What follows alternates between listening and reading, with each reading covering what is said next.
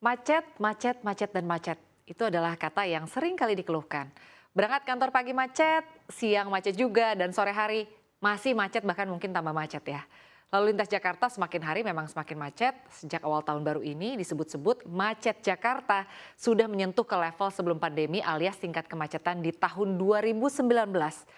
Per hari Rabu tanggal 8 Februari 2023 kemarin misalnya, menurut data Live Traffic TomTom Traffic Index, rata-rata angka indeks kemacetan di Jakarta sejak pukul 7 pagi hingga pukul 9 berada di kisaran 59% sampai dengan yang terparah ada di 63%. Padahal pada tahun 2019, indeks kemacetan Jakarta pada tanggal dan waktu yang sama berada di angka 58 hingga 60%. Nah, angka indeks tersebut menunjukkan tambahan durasi perjalanan yang harus dialami pengendara akibat macet. Artinya, ketika indeks kemacetan Jakarta mencapai 63%, maka durasi perjalanan bertambah setara angka tersebut. Misalnya jika dalam kondisi normal, sebuah perjalanan membutuhkan waktu 60 menit, maka pada pagi ini durasinya bertambah menjadi 97 menit.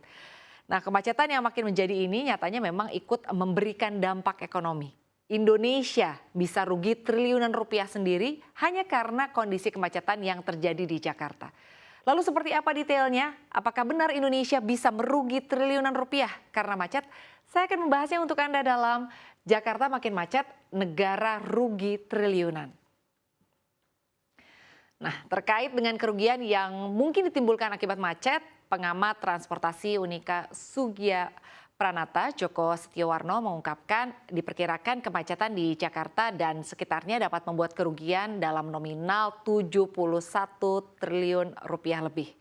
Mulai karena pemborosan waktu hingga pemborosan BBM yang terbuang sia-sia, malah menurutnya kemungkinan perhitungan kerugian yang terjadi saat ini mungkin sudah jauh lebih besar.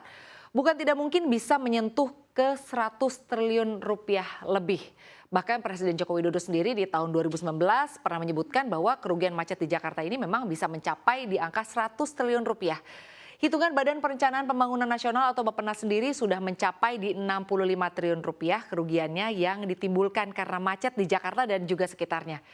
Presiden Jokowi mengaku mendapatkan angka kerugian sebesar itu dari Gubernur DKI Jakarta yang kala itu dijabat oleh Bapak Anies Baswedan. Artinya memang kalau dihitung-hitung ya kerugian akibat macet ini nggak main-main, angkanya cukup fantastis loh, bahkan memang triliunan rupiah begitu ya.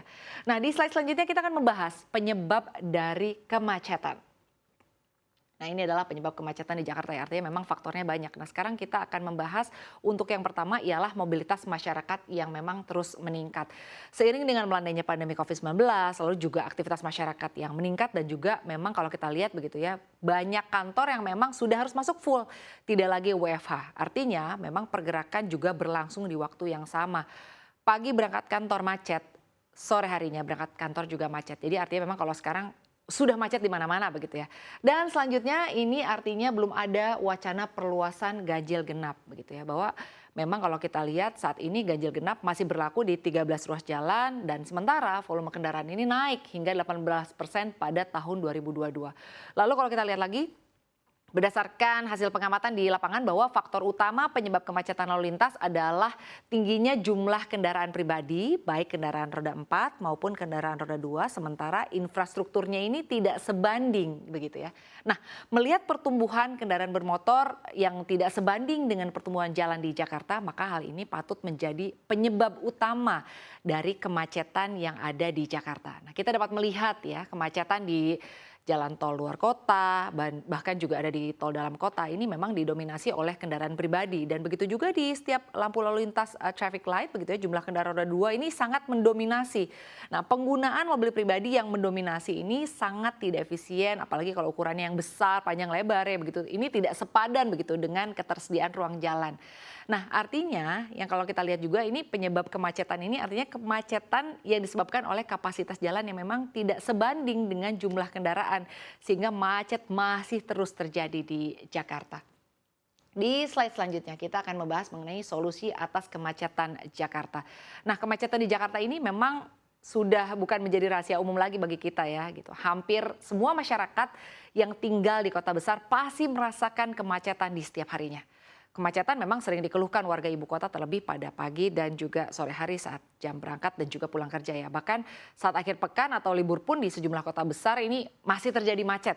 Macet seolah menjadi makanan sehari-hari bagi masyarakat di tanah air dan juga pemerintah pun sebetulnya sudah melakukan beberapa program atau beberapa solusi ya untuk mengatasi kemacetan di beberapa titik. Namun hanya beberapa saja yang berhasil. Artinya berbagai cara telah diusulkan pemerintah untuk mengatasi masalah kemacetan ini dan berikut ini adalah beberapa solusi yang dilakukan pemerintah begitu ya untuk mengatasi kemacetan di Jakarta. Untuk yang pertama ini ada kebijakan ganjil genap. Kebijakan ganjil genap ini merupakan kebijakan pengganti dari 3-in-1 ya. Dulu kita mengenal 3-in-1. Ini telah dilakukan evaluasi terlebih dahulu yang ternyata memang memiliki dampak negatif ya di bidang sosial maupun ekonomi. Nah, kebijakan ganjil genap ini adalah pembatasan kendaraan bermotor berdasarkan plat nomor ganjil dan juga genap. Mekanisme kebijakan ini yaitu kendaraan dengan plat nomor belakang ganjil nanti akan boleh beroperasi hanya di tanggal ganjil dan nomor genap hanya bisa beroperasi di tanggal genap. Tapi kenyataannya kalau sampai sekarang masih juga macet ya. Ganjil, genap sama aja gitu. Nah, selanjutnya ada pembangunan MRT. Salah satu cara untuk mengurai kemacetan adalah dengan menambah moda transportasi umum. Ini tentunya bisa menjadi pilihan ya kalau tidak berangkat menggunakan kendaraan pribadi. Pemprov DKI Jakarta dengan membangun proyek MRT ini artinya sudah memberikan alternatif moda transportasi umum begitu. Lalu selanjutnya yang menjadi salah satu upaya untuk mengurai kemacetan adalah penambahan armada Transjakarta. Nah, selain menambah alternatif moda transportasi umum, pemerintah Provinsi DKI Jakarta juga menambah armada moda transportasi umum yang ada saat ini yaitu bis Transjakarta ya. Artinya penambahan armada ini menjadi salah satu upaya begitu yang memang dialokasikan untuk bisa membuka rute-rute di daerah penyangga sehingga macet mungkin bisa terurai seperti misalnya di Depok, Tangerang, Bekasi dan juga Serpong. Nah, langkah lain yang juga ditempuh oleh pemerintah adalah membangun jalan layang gitu ya. Ini jalan layang juga menjadi alternatif, artinya ini adalah sebuah harapan begitu dan juga pilihan solusi-solusi yang memang ditawarkan pemerintah untuk bisa mengurai kemacetan. Karena kalau kita lihat sekarang di jalur-jalur biasa ini macetnya luar biasa, semoga jalan layang ini diharapkan bisa menjadi pilihan begitu ya untuk bisa mengurai kemacetan.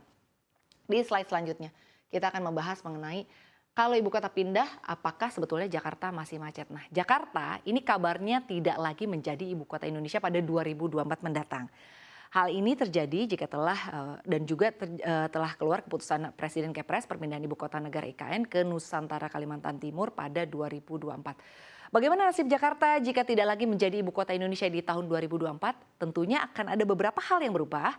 Namun kalau kita bicara terkait kemacetan, pengamat transportasi Darmaning Tias mengatakan ketika Jakarta tidak lagi menjadi ibu kota lagi pada tahun 2024, kemacetan tentunya masih akan terjadi begitu ya. Ia menyebut mobilitas masyarakat masih akan banyak di Jakarta, terutama selama ibu kota negara atau IKN baru di Kalimantan Timur ini belum cukup memberikan kenyamanan bagi masyarakat. Ia mengatakan butuh puluhan tahun bagi Jakarta untuk tidak lagi macet setelah ibu kota pindah ke Kalimantan Timur. Tetapi paling tidak pemindahan ibu kota akan cukup mempengaruhi pergerakan orang yang biasa berpusat ke Pulau Jawa, terutama Jakarta ya dalam hal ini.